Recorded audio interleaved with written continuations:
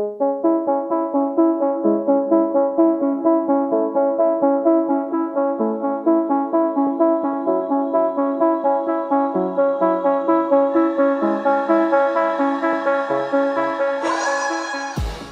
and welcome to the Blogger Podcast, where I get to talk to amazing people who do amazing things, and I'm so excited to finally get my friend here in the studio, HilaryKate. So you do so many things, because you do the pole thing, you do the burlesque thing now, and you're like doing like photos too. But I don't think most people know that yours. Oh, I've been practicing. I've been practicing. You have. Anesthesiologist. Yes. And you know, how I know what you do is really, really important. It's because I had like a major surgery, and it's crazy because actually, first, welcome to the podcast. Thank you. Thanks for having me. Thanks for having. So I'll just make this about me for 2 seconds. Of course. But I had a tummy ache, and it's like whatever, and yeah, I'll be fine. No, I wasn't fine. So I went to the thing and I was like, hey, you have to go now.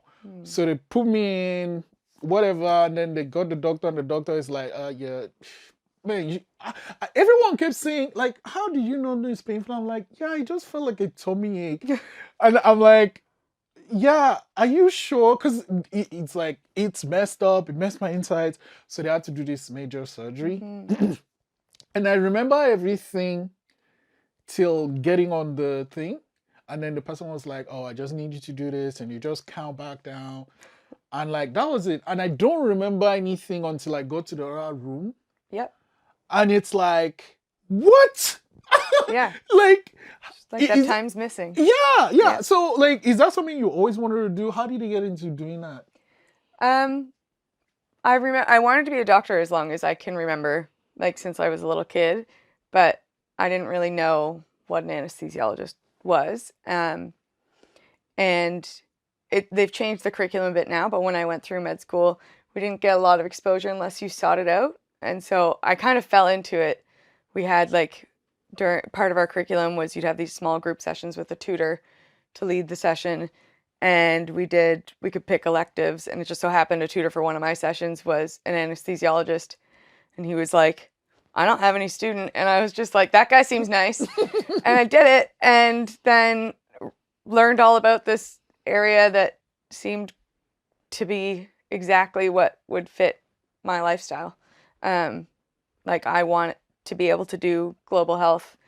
Anesthesiologist is very portable. Wait, what is global health? I want to be able to work around the world. Like I always wanted to be able to keep part of my career as volunteering for like medical aid around the world in various capacities. And as an anesthesiologist, I don't have my own patients. I don't have my own practice. So if I want to go away for a month, I don't need to find someone to cover my practice. If I wanted to just pick up and move across the country, I can do that. And most other areas of medicine, you can't do that. When I leave the hospital, I leave the hospital. I don't take my work home with me. Right. And that's really what I wanted. But I think, so you know how they say perfection is a bad thing, whatever. But I think there are some things you kind of have to be perfect in, at least close to perfect, so like flying a plane, It's funny you say that. What? There's a lot of analogies in aviation and anesthesia. And a lot of the safety protocols we use in anesthesia, we have taken from the aviation world. Yeah, because like, you know what I'm like? The biggest risk times with a plane is takeoff and landing. Yeah. And with anesthesia, the biggest risks are when you get someone off to sleep, so induction, and then when they're waking up at the end, emergence. So it's taking off and landing the plane. The maintenance phase in between is often pretty straightforward, but it's the beginning and the end where there's the highest risk. It's magical, man. It's like It feels magical. Because like, nothing. And like, they did a lot of shit to my inside, but I didn't even, like, sometimes I wish, because I wish it's possible to just hook a camera there and just see, like, are there points where I just, like, I'm awake or even sick? Like, I can't remember. And, like, even when I was awake, like, I wasn't, like, awake, Yeah. Like, I was, like, easing. Like, I was just, like, I was waking up from a really nice dream. Yeah. But then our fucking pain hits, though. Like, Oh, yes. Yeah. it's like, what Especially after the major fuck? And then they, surgery. like, came out, oh, man. Yeah. So, I didn't really understand how people can get addicted to pain meds until I was the thing. It's like it hurts, and then they just inject you this thing, and it's like, holy shit, it's gone. It's like, Yeah. so I can understand how someone had like a back pain, and then he goes from there. It's like, I just want the pain to go. But then when I was about to leave, man, it's like, okay, I need to at least learn how to space it. So it was like, okay, we'll inject you, I don't know, every 3 hours, whatever. And I was like, oh, let's do like 6, or like I'll just, cause like it was scary. It was scary, like, oh fuck, if this, and then when then it, was it diluted? Dilaudid, yeah. It's magic. It's magic. It's a great drug. Holy it does have its fuck! shortcomings, but it is great. Yeah. The so when they took me off the injections and then they give you that, I was like, I need it fucking now. But I had to pace myself. So I think like as an anesthesiologist, what do you need to do? So you need to do your normal medical things, but what are the other extra things you need to know? So in Canada, you can't do any medicine without doing a residency. So everyone goes through medical school, you get your MD, and then you have to do a residency program. Even a family doctor does a residency program. So residency is when you're like studying, but like you're like a student doctor in the hospital? So you're a doctor, you have your MD, but you are in training. So like ultimately, an attending has they are responsible for decisions you make. So like if you messed up, it's really kind of they messed up by not supervising you enough. Oh, okay. Yeah, and it's a graded process to learn the things that are specific to your specialty. How long do you have to do it for? Depends on what you pick. So family medicine is a 2-year residency. Most other ones are 5, maybe 4 years. Anesthesia is a 5-year program. That's a lot. And then I did a year fellowship afterwards to subspecialize. What is that? So a fellowship is picking something else that is like a niche within your specialty that you really wait. I'm sorry. There's a niche in putting people to sleep? Yeah. What is your niche? I do obstetric anesthesia. Oh, for like pregnancy? Yeah. So most of my days are spent, like about half of them are spent on the birth unit at the IWK. So giving people epidurals, doing C-sections. That hospital is like, I mean, you don't, when you're in the hospital, something serious, but like, the hospital is so cool. Like you call your food. Oh it's yeah, so the pretty. dining's great. It's so like it's like compared to other hospitals. I'm like, what the like. Anyway, that's just my rant because like I was in the IWK obviously, but then I had family that was in the IWK, and then I had to go and see them, and like you're like man, it's so nice in there. Especially on the kids' side, because whenever they do their like telethon fundraising, almost all the money goes to the kids. People are always like, the children, and they give them all the money. And then you come to the adult side, so where the birth unit is and gynecology operating rooms, and you're just like, it's a little outdated here, isn't it? Like, so why did you decide to, I guess, niche down into? It gives me a lot of variation in my day. So instead of just every patient, I'm getting them off to sleep. Next patient, getting them off to sleep. This one, I'm connecting with people more. Maybe I'm going into the labor room and doing an epidural and leaving. Maybe I'm doing a C-section and they're awake under a spinal. Maybe I have to put them off to sleep. Also, I mean, not to sound too full of myself, but by the time I got to the end of residency, I was good at it. I was connecting with people in that context. And again, relating back to global health, if you want to do global health and anesthesia, there are 2 areas you are going to see a lot of, pediatrics and obstetrics. And I did not want to do pediatrics. Pediatrics is kids? Kids. And I did Why not didn't want to you want to do that? I don't really like children very much, personally. They're great for other you're people, not gonna have they're not kids? for me. No. Yeah. I've known that my whole life. They're lots. Yeah. And so it's just... that I knew that wasn't for me, but I was good at obstetrics. I get to do a lot of procedures. What is the epidural? Because I keep hearing this. It's like, it's what is it? So an epidural is, I mean, we can use it in many circumstances. The context I'm typically using it for is to help people with pain management during labor. And it is the gold standard for pain management in labor. Yeah, it's like, just hook me up and I'm good kind of thing. Yeah, so it's we use a needle to find a space in your lower back, and the same way when we put an IV in, we use a needle to find the space, but then we thread the tubing on and the needle comes out, so nothing sharp stays in.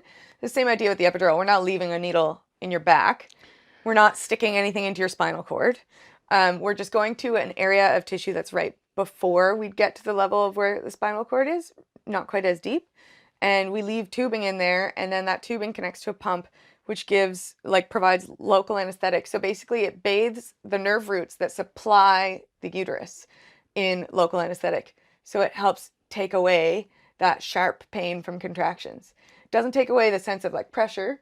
So people will often still know they're having a contraction, but the best way I had a patient explain it to me is they said, well, I'm not afraid of my next one anymore and I can have a nap. Oh, right? Because Yeah. okay. And it's totally safe for baby, and it's got the best side effect profile compared to other things we can do for pain management.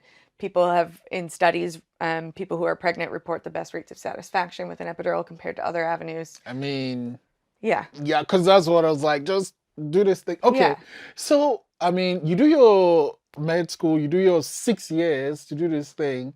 What's a typical day? Well, you don't have a typical day because it depends, right? Yeah.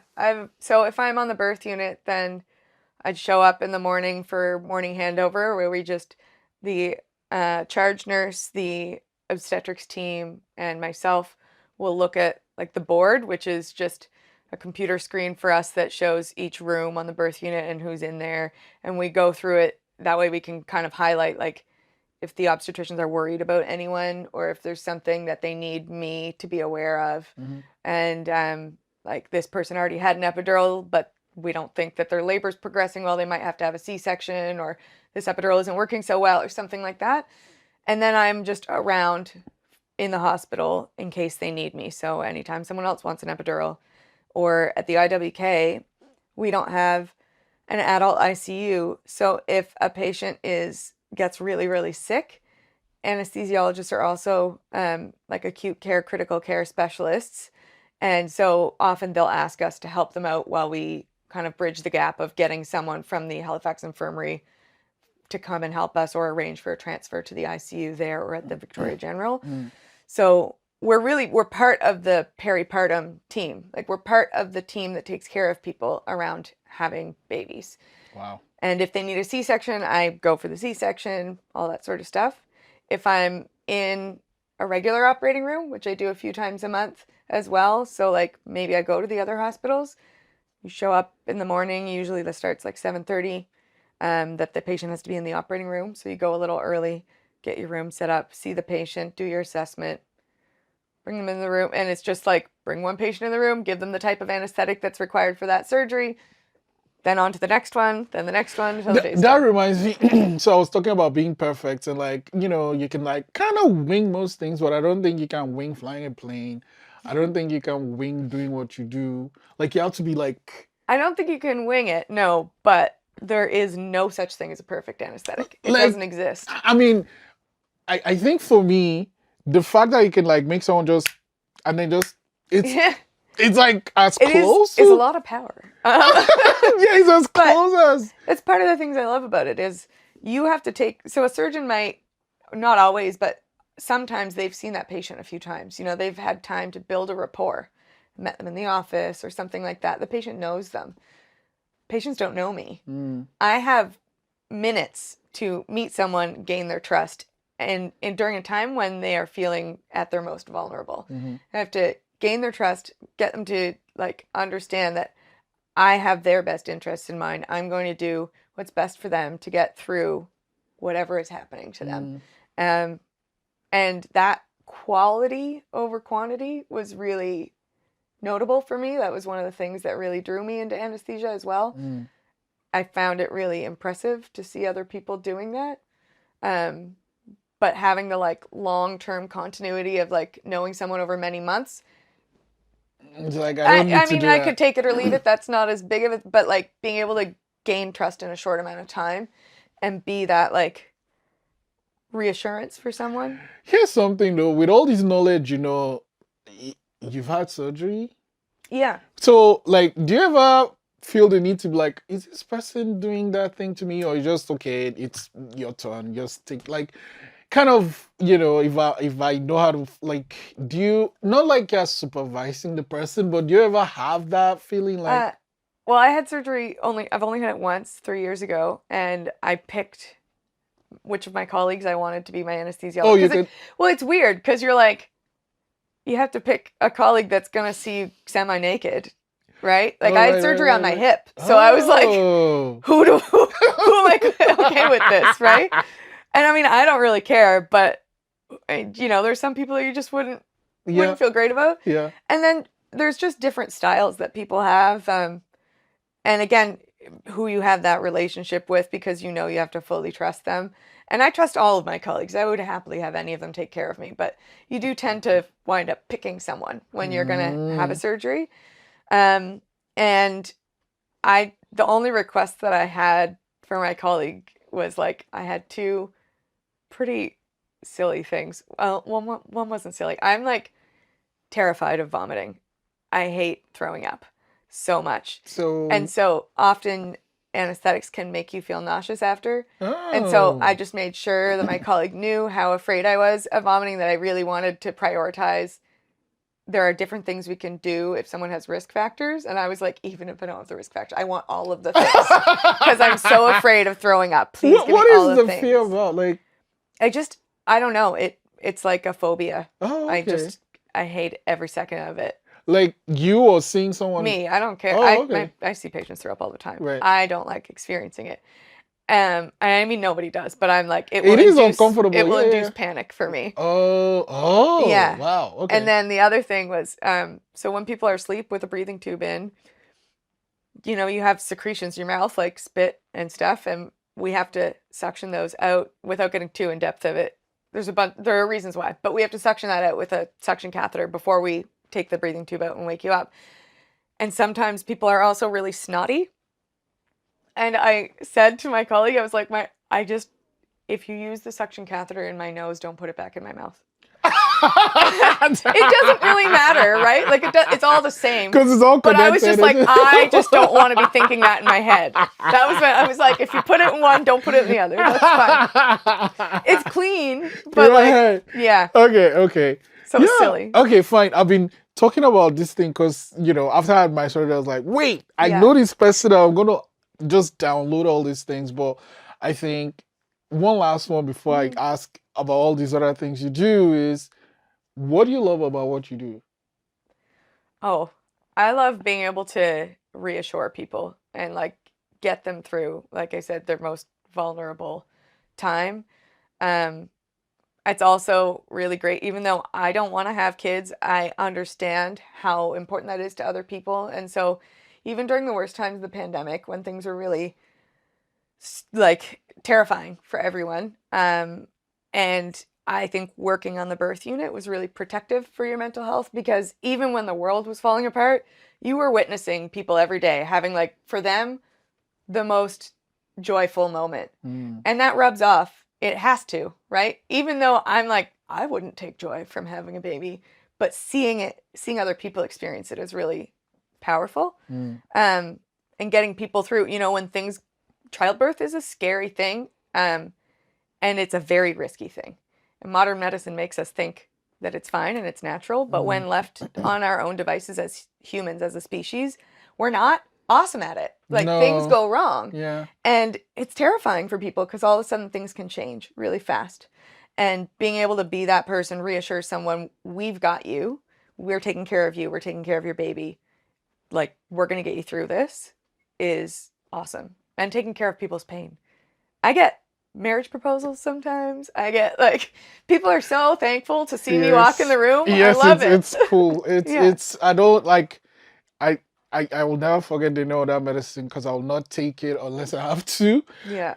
But holy shit, it is powerful. And it's tiny. Like, it's not, huge. Yeah. But like, as I was weaning off it, I had to like stop breaking it because it's good. Yes.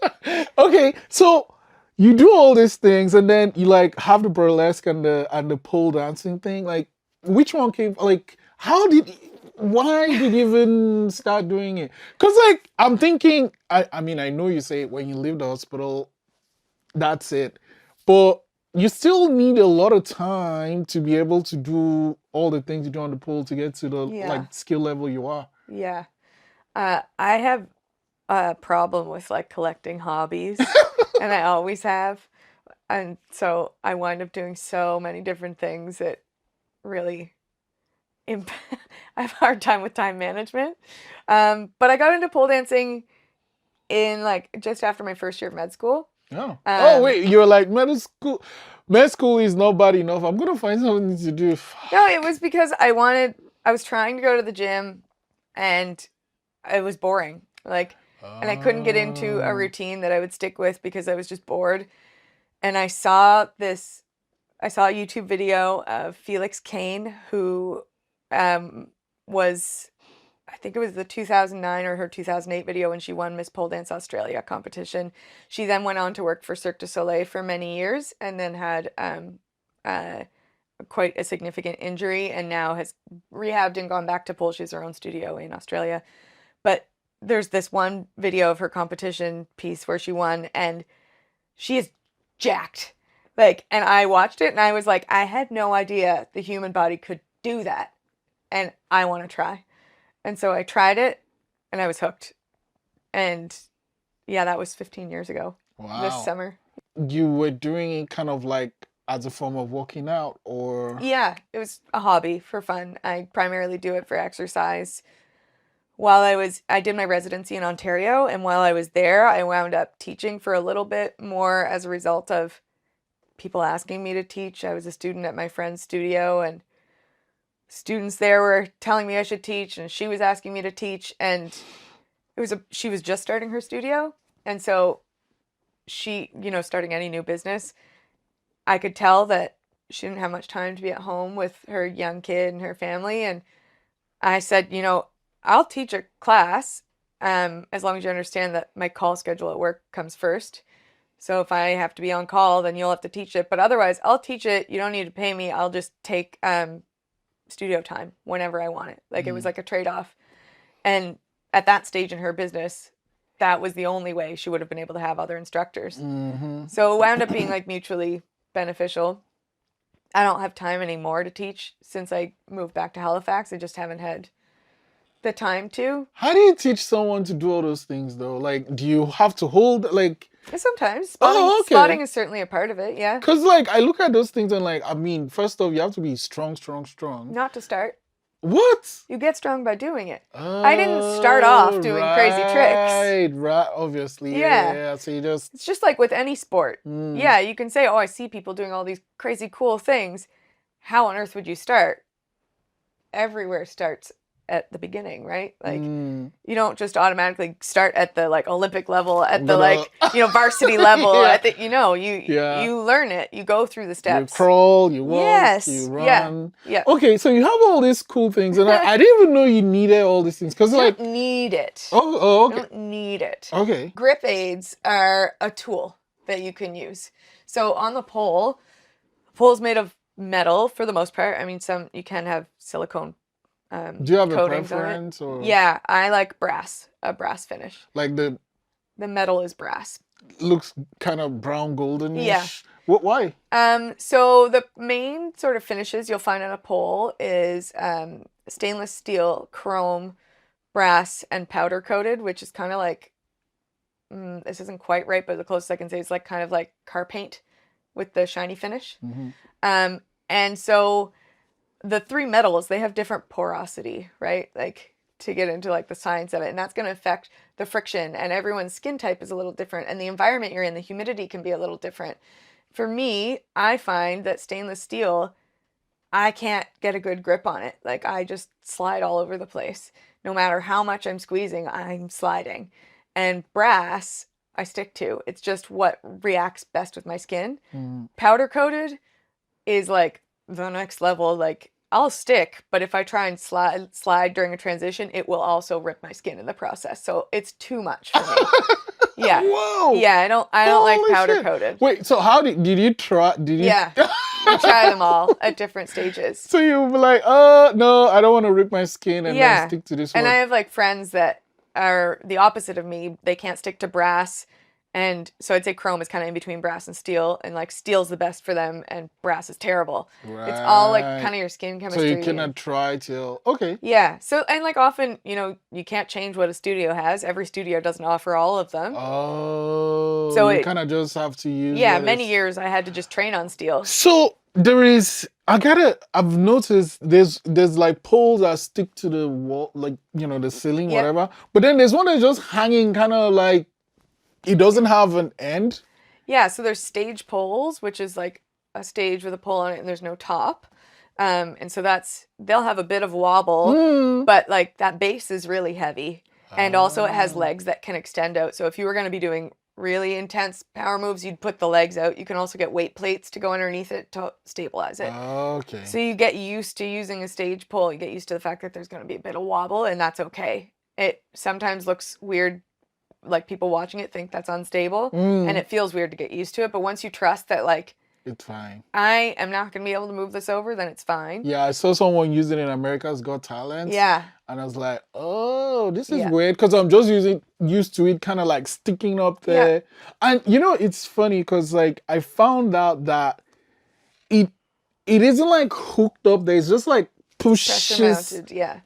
you know, it pushes up and down. So it's kind Yeah. of like, you know, you're stretching that way. Yeah. And then you trust that it doesn't.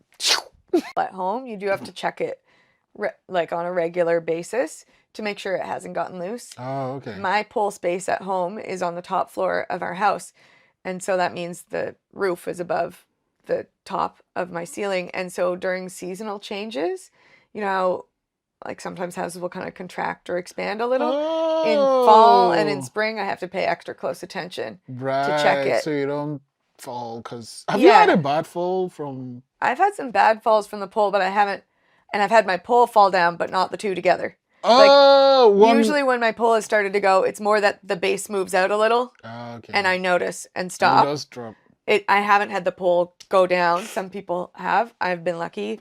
I've had some bad falls from the pole for other reasons. Is that like from a transition or? Yeah, like you lose your grip, you misstep, you know, like you place something in the wrong spot. Mm-hmm.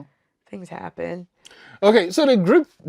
Yeah. So is that where the grip aids come in? So yeah, the grip aids help you to stick, and there's so many different grip aids, and you're gonna use them like different skin textures and types that like how much you sweat or how dry your skin is, that goes into play. Mm-hmm. The type of pole finish that you're using comes into play, Mm-hmm. and the body part. So my hands tend to sweat quite a bit. Like I have kind of clammy hands all the time.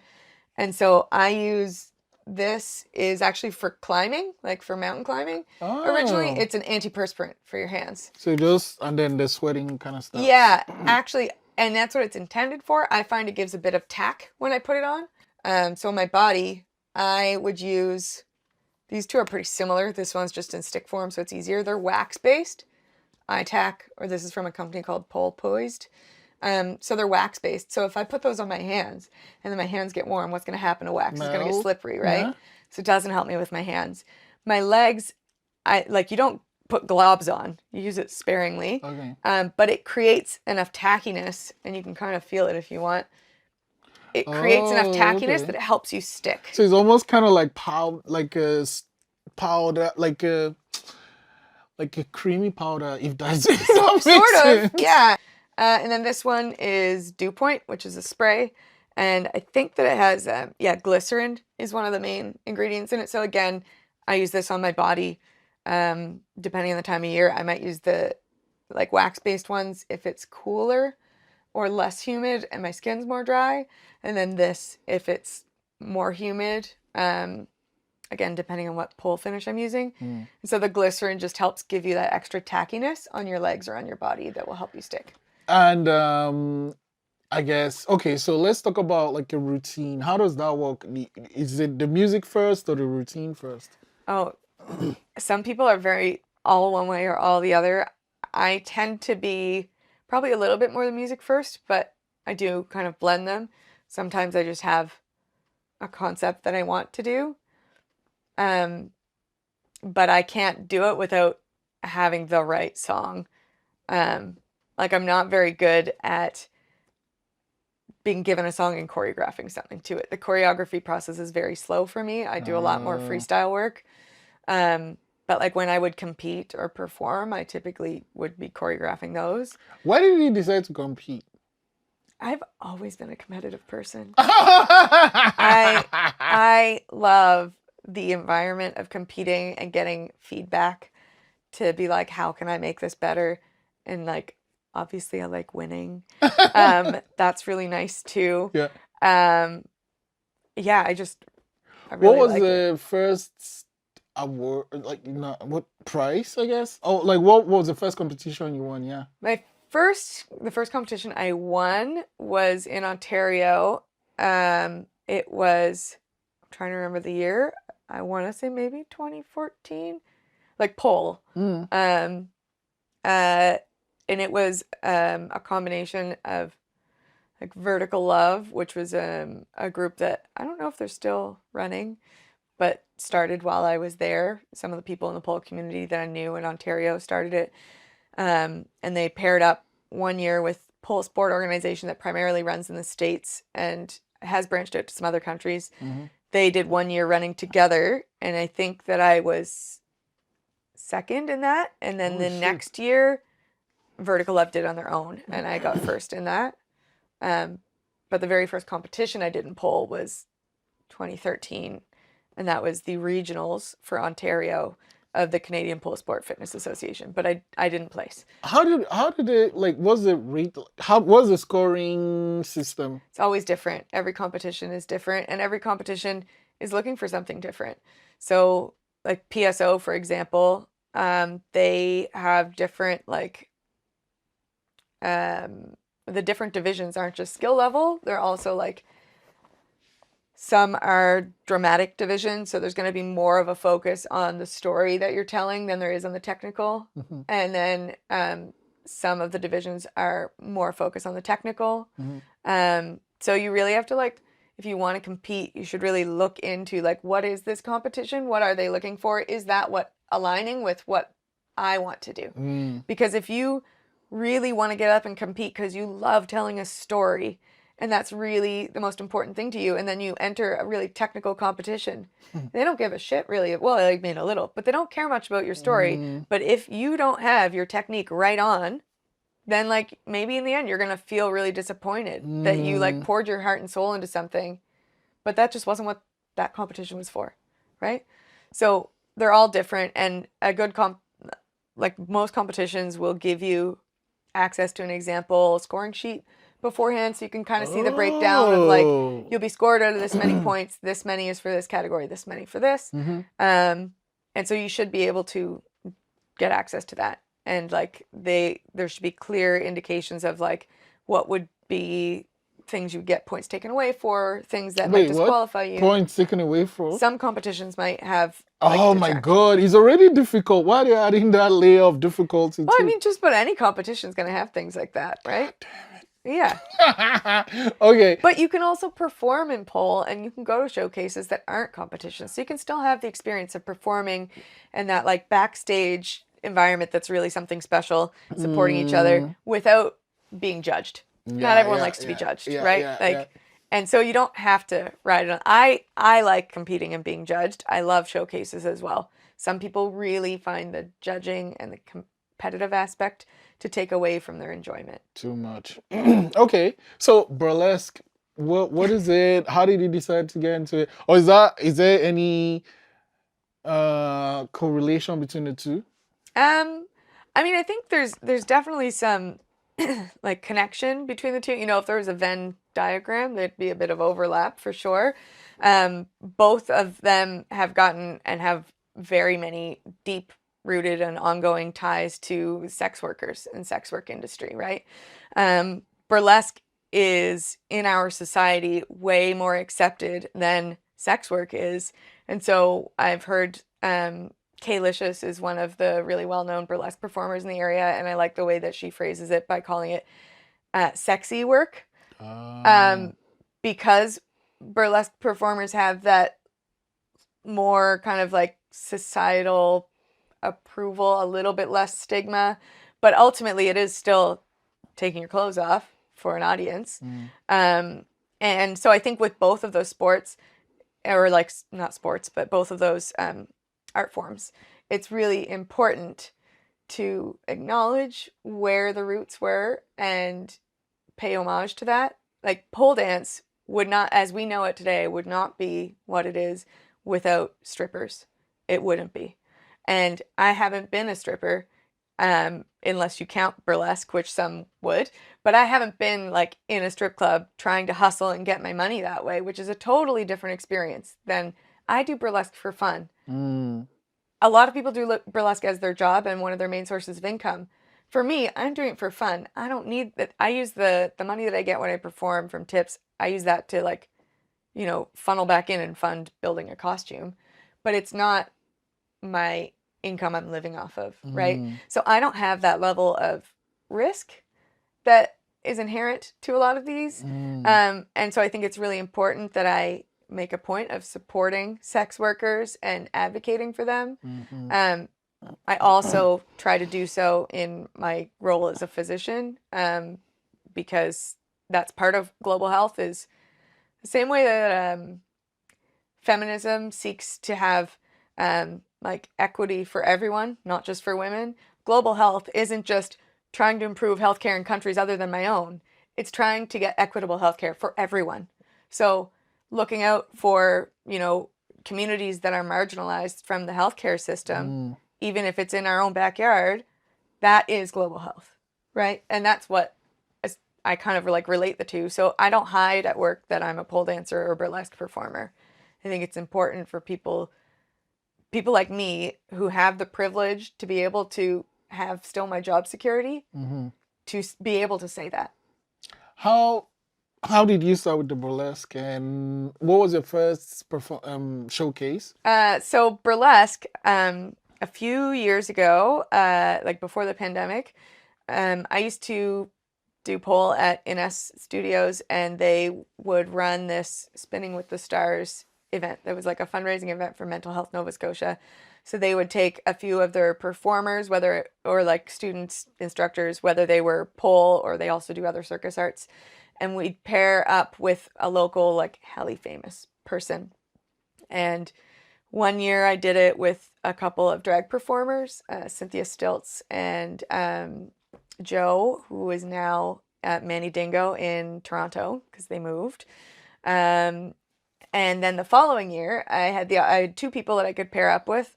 One was Chris Kalades, MMA fighter, who I actually knew, and the other one was the Lady Corbeau. And I asked a friend of mine, "Who do you think I should pick?"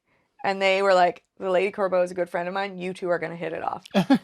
And the Lady Corbeau is an incredible burlesque performer. She's now my burlesque mother because she brought me into it. And so we did a doubles act together that was like, it was a burlesque act, but it was kind of like soft burlesque because we had a lot of rules with that competition about what we were and weren't allowed to do. Mm-hmm. And then I kind of like debated for a while after. I was like, I want to do it. Do I want to? I don't know. And when I found out I needed to have my hip surgery, I was like, it's now or never. And I just like suddenly was like, can you put me in a show? And then I managed to sneak in and get one show in April of 2021 before I had my hip surgery. And that was at the Seahorse. Right. Yeah. Well, what do you like about burlesque? I'm an attention whore. I love performing and being looked at and like interacting with an audience. Music has always been a big part of my life. I played music since I was like 7, and I, in a former life, was a music teacher for a little while. So being able to blend being able to blend music and express myself through art of like dance and movement is really fulfilling for me. Is it important to, like, as a burlesque performer, have a name? Like a name performer? Like, the Lady Corbeau, that's like... Yeah, most people do wind up having a name. I think a lot of that sometimes is just about kind of creating this persona when you step on stage, because you are kind of inhabiting a persona. You move a little differently, you act a little differently. Some people may do it also for like a security, kind of keep their own identity separate or safe. Right. Some people wind up having a stage name for marketability, right? I think all of those things play in. For me, it's more the persona aspect. Yeah. Okay, so I've been dying to talk to you. It's been like 5 years. Yeah. So I had too many things waiting. So I think we'll have a part 2, but I like ending asking this question. A friend asked me, and I'm like, it blew my mind. So now I ask every guest, and it is essentially, what is something that happened before you were 17 that feels responsible for this person you are today? Yeah. This is a tough one because I don't, this sounds weird. I don't have a lot of clear memories of my childhood. I had a great childhood. I just don't have clear memories. I'm like you. I have a friend that'll be like, this thing happened to me at 8 and 10. I'm like, fuck, I don't remember shit like that. So I totally understand. And like, I don't know. It didn't encode things. I don't know. But probably just my actual upbringing in itself. Like, my parents are both very fit, very like motivated. My mom was the first woman in Canada to get her black belt in the style of martial arts she did. She was a 5th degree black belt by the time she wound up stopping. Holy fuck! Yeah. That's insane. So she's super active, and like, my dad is an emergency physician, and he's also super active, like big time cyclist. And they just really were very supportive and great role models. Like, I always know that going into medicine, I wanted to be even half the physician that my dad was. The way he cares about his job was something I emulated, and the way that my mom had like intense motivation to do what she was doing in a very male dominated sport. She did not ever take no for an answer. She competed alongside them. Total badass. So I don't know if it's one specific event so much as the environment. Yeah. All that thing shaped you. Yeah. I can't let you go without. So who's responsible for making this? That was someone in the audience drew that for me during my first burlesque competition. Did you have a cat mask? I had a unicorn horn on. Oh. Yeah. Oh, what was the first one you made? That was in April of 2021. Okay. Yeah. And this is Paul. Upside down. Oh, fuck. Yeah, oh, that's okay. Oh. So my friend Paula, she painted this for me. This is, I can't do that particular move. At one point in my life, I could come close, but that's not an exact like replica of a move I've done. Okay. But yeah, we actually worked together when I was in like undergrad in retail. Oh. And then she moved away, and we reconnected online through Pole. Yeah, and she painted that for me. And I love it. So you've shared all these things with me, and I learned something that I wanted to share with you. Okay, so here you go. You need this. Okay. You need this. You are going to write a number between 1 and 60. You can't show it to me. Okay. You can point it to any of the 2 cameras. And that number is going to be in at least one, but it can be more than one of these cards. Yeah, so. Okay. I'm going to need your help to find your number. So is your number in this card? Yes. Holy shit. Okay. Yes. Oh, okay. That's all good. No. Oh, fine. Okay. No. Okay. No. No? And no. No? Oh, fuck. Okay. Okay, that threw me off. So it's only in these 2. Mm-hmm. Shoot. Okay, this is... Cut the camera. No, I'm kidding. This is the only 2, right? Okay. Yeah. So you blow my mind with the things you do, making people sleep and all that, and the pole and the burlesque, and I'm about to blow your mind by telling you what your number is. Okay. 12. It is, yeah. Oh, that's a sneaky trick. I'm going to ponder about that. Okay, Hilary, I've been dying to have this conversation. Thank you so much for coming to the studio and for all the awesome things you do. Happy to.